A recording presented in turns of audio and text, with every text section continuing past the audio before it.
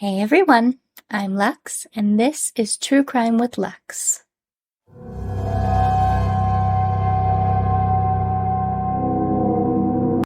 So today I will be talking about the unsolved murder of Bonnie Lee Bakley. Now, Bonnie was born June 7th of 1956 in Morrisontown, New Jersey. Her parents were Edward and Marjorie Lewis Bakley. Edward was a tree surgeon, but due to his alcoholism, he lost that job pretty quickly. He wasn't very involved with his children either. After losing his job, Edward spent most of his time at the bars. On the rare occasions that he did watch his children, it wasn't in their best interest. One time he tried to sell one of them for beer. Like, maybe don't leave your children with a man willing to sell them for alcohol. And then, if he was ever left alone with little Bonnie, he would sexually assault her. Her mom owned her own antique business, so she was very busy and very tired by the time she got home every night, and so she just wanted to be left alone. If the kids tried to get her attention, try to ask her questions, she would just get angry and tell them to go away. So Bonnie didn't have anybody to talk to about what she was going through with her father. She felt very alone. Her childhood was very toxic, filled with neglect and abuse, and her parents constantly fought. And one day, her mother, Marjorie, she had enough. And she packed up everything, took the kids, and just left. Now, she didn't have Bonnie with her very long. She ended up giving her to her grandmother as collateral for a loan that she had borrowed. One's trying to sell them for alcohol, and the other one's using them as collateral on loans. Not the best parents, obviously. While living with her grandmother wasn't as bad as living with her parents, it wasn't much better either. Her grandmother wouldn't let her bathe often, so wanting to save on water. So when Bonnie went to school, she would be bullied for her dirty clothes, how she smelled. And on top of that, she wasn't very good in school, so it was just very hard for her to be there. She, by a young age, had been taken advantage of by so many adult men, and nobody protected her. By the time that she was 10, she had been through so much. Her grandmother's house happened to be near a nudist colony, and being a young 10-year-old, Bonnie was curious, so her and her sister one day saw an advertisement for a clothes-on event that they were holding, and they wanted to go check it out. Now, her sister knew that this was a little weird, even being younger than Bonnie, but Bonnie kind of liked it. She liked the attention she got there. Even though when they got there, they were told that the advertisement was incorrect and they would actually have to remove their clothes in order to stay, which the children did. And not one adult in this place thought that this was wrong or to tell them that they needed to go home, that they couldn't be here, they were too young. None of that. So Bonnie kept coming back occasionally to hang out with people, to get attention. And some of the men started taking photographs of her, and they would sell them for money.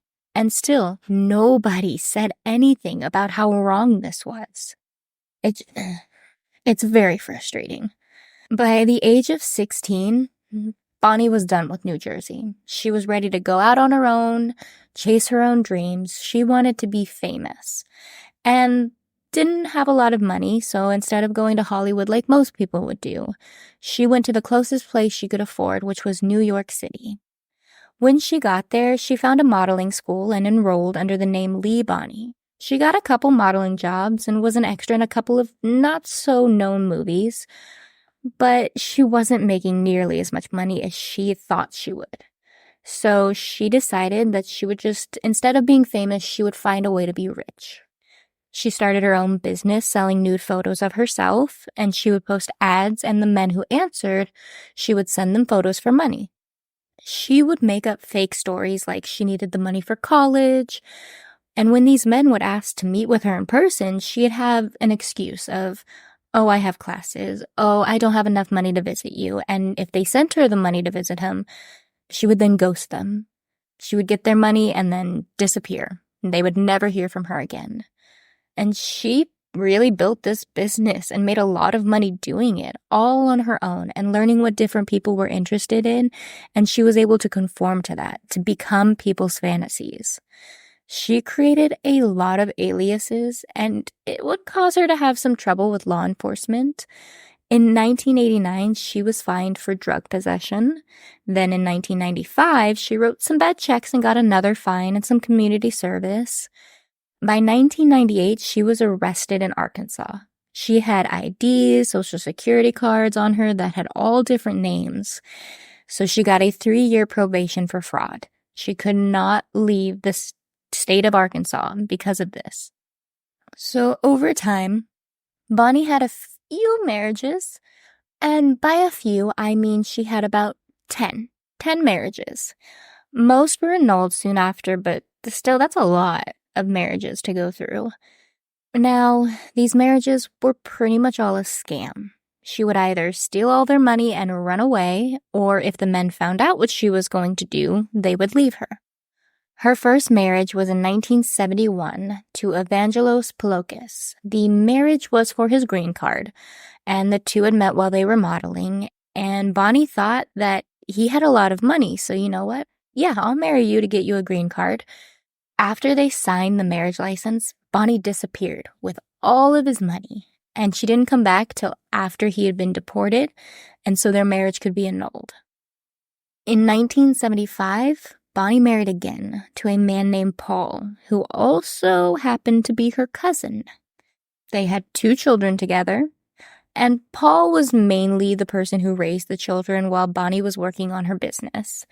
Her kids said even though she was working a lot, she was still a really good mom. So, I mean, she broke that cycle of what her mom was. She was a good mom, not always present, but she did her best. By 1982, Paul and Bonnie divorced. She left to find a musician named Jerry Lee Lewis, a very famous man in Memphis. She began stalking him, showing up at all of his shows, making sure to be in the front row to get his attention. And when she finally met him, they did become friendly. She became friends with people around him, his assistants, his wife's assistants, because he was married. She was kind of obvious about her intentions, so when he realized what was going on, he ended the friendship because he was happily married. He had no interest in becoming in a relationship with Bonnie. And after that, Bonnie got angry and allegedly started threatening his wife and children. So he definitely cut her off. Was like, no friendship, no talking, no nothing. We're done. By 1993, Bonnie got pregnant again, and she claimed that it was Jerry's. She even named the little girl Jerry Lee and told everyone that he was planning to leave his wife and they were going to raise this little girl together. But when Jerry learned all of this, he denied it, obviously. He'd never even slept with her. She soon ended up sending baby Jerry Lee back to her ex-husband Paul to live with him and the children. And Paul took the baby and no issue, raised it because it's more than likely it was his baby anyway, because she had never slept with Jerry, so she could have just got pregnant right before she left. Bonnie finally made the move to Hollywood, and she began writing letters to Christian Brando, who was serving time for killing his sister's boyfriend. When he was released, he and Bonnie officially started a relationship. However, she was also dating Robert Blake. They had met in 1999 at a jazz club and bonded over their horrible childhoods. By 2000, Bonnie got pregnant again, but this time she wasn't too sure who the father could be. She thought it was most likely Robert's, but when she told him, he got angry because she had told him that she was on birth control, so he felt like she had lied to him in order to get pregnant. She told him that she would not get an abortion, and he was just angry and just focused on the fact that you lied to me. You said you were on birth control, now you're pregnant, you lied to me. This was his sole focus, the lie. And then he turned around and lied to her, saying, I don't want children because I have cancer and I'm dying, even though that wasn't the case. So you're both lying to each other, and he's basically telling her she's a horrible person for lying. But okay. She finally had enough and was like, okay, you know what? I'll just go back to Christian and I'll tell him it's his baby and we'll raise it together. And she convinced him and he was like, all right, cool, we can do this. We can have this baby, we can raise it together. until the baby was born and clearly looked like Robert Blake. So you can't really deny that it's not his. Bonnie still named the baby after Christian, even though it was clear it wasn't his, and she continued trying to get back together with Robert during this time. Now, he agreed to do a paternity test, so he flew Bonnie and the baby out to California. The results proved he was the father, obviously, so she changed the name of the baby to Rose. Bonnie was soon arrested after getting to California, though, because you see, Robert had set her up by telling her parole officer that Bonnie had left Arkansas. And due to her fraud charges, she wasn't allowed to leave the state. And he knew this. So he had set it all up, and he called them the moment that she was in California, and they sorted out that it was his child. Once Bonnie was arrested, Robert gave the baby to his daughter to raise because he didn't want Bonnie or anybody in her family to raise the baby because he thought they were crazy. So he just gave it to his daughter. Didn't raise it himself, just was like, here you go, you can raise it. Like, what? Okay. She was placed on house arrest in Arkansas. She started thinking about how she could get back at Robert for what he had done. And now that she had this paternity test, she knew that she could take him to court for child support. So she gave him an ultimatum. She told the police that he had kidnapped their daughter, first of all, and then told him that she would drop the charges if he, 1, married her, or 2, gave her a very large amount of child support every single month. Robert chose to marry her. That, I guess. But, I mean, it's a weird option, especially when you're trying to, get away from this person. You would think you would just be like, all right, I'll pay you the money. He had the money. It wasn't a money issue, but he chose to marry her, and they had a very detailed prenup, basically saying, what's yours is yours, what's mine is mine. We will not combine anything. If we end up divorced, we take what we came in with, and we would not live together. That was in their prenup. We do not live in the same home. You can live in a house at the back of my property, but we don't stay in the same place. Bonnie agreed to all of this, so they signed the prenup, and they ended up marrying on November 4th. After the marriage, Robert ended up hiring a PI to follow Bonnie around, make sure she wasn't doing anything she wasn't supposed to, and to look into her past, to see what she'd been up to before he met her. Now, on May 4th, they went to dinner. After, they ended up walking back to the car, which Robert, for some reason, had, parked it 1.5 miles away, which is strange, because he'd always parked in front of this restaurant. He would never park so far away, but for some reason on this night, he did. And once they made it back to the car, Robert noticed that he was missing something. He started patting around, and Bonnie was like, are you good? You got the keys? What are you doing? And he was like, oh, I think I dropped my gun back at the restaurant. I'm gonna go back and check on it and see if it's there. Now, Robert had started carrying a gun because Bonnie told him that she felt unsafe. She felt like she was being stalked by somebody. Somebody was following her. So to make her more comfortable, Robert started carrying a gun on him in case anything were to happen. Now, somehow this gun managed to slip out of his pants while he was at the restaurant and didn't notice. I mean, I know not a lot of people are as familiar with guns, but they're very heavy and they're very large. So you would think you would notice. But okay. So he made his way back to this restaurant to see if he had dropped it there. Later, restaurant workers would say they don't remember him coming back to look for anything in the restaurant, but they could have just missed him. Now, by the time he got back to the car, he could see blood inside. And when he looked in the window, he could see Bonnie slouched over the middle console of the car. He immediately started knocking on residents' doors around the area, asking for help. He finally found somebody to help and was like, okay, I'll call the police. I'll come out. I'll help you. I'll see if there's anything I can do. So they go back to the car. Police are on the way. And Robert goes to this stranger, you stay with Bonnie. I'm going to go back to the restaurant and see if maybe there's a doctor there eating. Okay, sure. I mean, police are on their way, but you run back to the car or back to the restaurant, sure. So he gets back to the restaurant, he's asking for help, he's yelling, is anybody a doctor? I need help.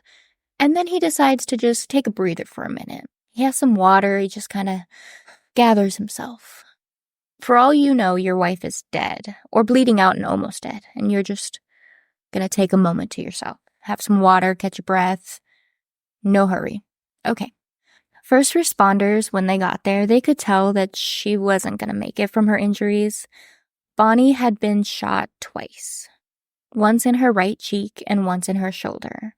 So they didn't say anything to Robert about the fact that they didn't think she was gonna make it because he was kind of acting strange. I mean, he looked emotional, but there weren't actual tears. He just was kind of doing the act of crying without crying. So they decided not to say anything. They put her in the ambulance. They took her to the hospital where the hospital staff announced that 44-year-old Bonnie Lee was dead. Robert was taken to the station for questioning. They needed to test his gun to see if it matched the murder weapon, and they tested him for gunshot residue. Now, he did have some on him, but it was very minimal. Mind you, it had been a couple hours by now, so he could have washed it off, but he did have some on him. And he told them, hey, I did some target practice in the morning. It could have been left over from that.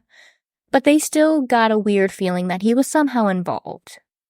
After running some tests, the gun Robert had on him did not match the one used to kill Bonnie.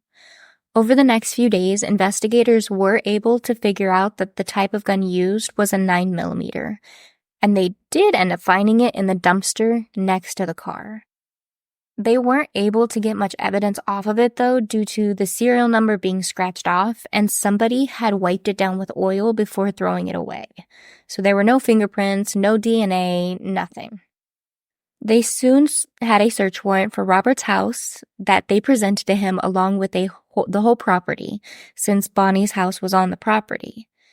While searching, they found hundreds of recorded phone calls that Bonnie had saved, all of her business stuff, which she wasn't supposed to be working on while living on the property, and information on her clients. She had kept a book about who her clients were, what they enjoyed, and she also had a bunch of IDs that did not belong to her. While searching Robert's main house, they had found a lot of cash and guns and a box of 9mm ammo that happened to be missing 3 bullets, which Bonnie had been shot with 2 bullets, and when the police found the gun, it had 1 bullet remaining. So they thought this was a good lead, like, we've got him, this is it. The ammo was not the same used that killed Bonnie, though. So they were, again, left with no answers.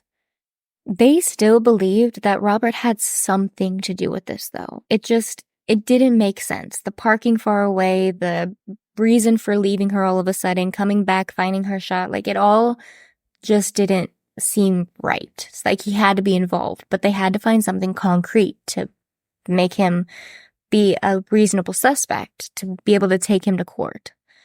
It took them a year and so many interviews before they finally had enough to arrest Robert along with his bodyguard. Robert was charged with 1 count of murder with special circumstances of lying in wait, 2 counts of solicitation of murder, and 1 count of murder conspiracy. His bodyguard, Earl, was charged with conspiracy to commit murder. When Earl was arrested, he had what one would call a shopping list on him, but it seemed more like a murder list. He had wrote down cleaning supplies, duct tape, shovels, things like 25 auto, and some chemicals. Very suspicious. Earl's charges ended up being dropped, as well as the conspiracy charges against Robert, and Earl explained this list. He said that he was working on the backyard, he was doing some pool cleaning and work for Robert. So the shovels were to do some digging, he had the chemicals because he was cleaning the pool, and he said that the things that they had misunderstood, like 25 auto, which most people would think was ammunition, was actually he needed an oil change. And that's how he wrote it down, that he needed an oil change. He wrote 25,000 miles, his car needed an oil change. Okay, sure. The trial was mainly based on witnesses, not really physical evidence, and the defense did a good job at explaining that the witnesses were not reliable and also had some issues with substance abuse. So you couldn't really take what they were saying because for all you knew, maybe they were trying to get out of a charge for drugs. and they were just trying to help the police out in order to get those charges dropped. The defense also explained to the court that with Bonnie's lifestyle and her job, there were a lot of people who may have wanted to kill her. Clients that she had scammed, people that she had stolen identities from. Like, she had a list of enemies that could have wanted her dead. She also thought she was being stalked by somebody, and that's why Robert was carrying a gun. So anybody could have been a suspect. Now, they also brought up her ex, Christian Brando, could have also killed her because he was mad that she chose Robert. She left him to be with Robert, and he could have been angry about that. But they didn't look at him at all. They didn't look at her clients. They just focused on Robert. So his defense did a really good job at proving that anybody could have done this and their client was innocent. The trial lasted for about 3 months, and he was eventually found not guilty. Bonnie's older children ended up suing him for the wrongful death of their mother, and he was found guilty for that. How in a court you're found innocent of not kill, like, you didn't kill her, but when you're being sued for the wrongful death, you're found guilty.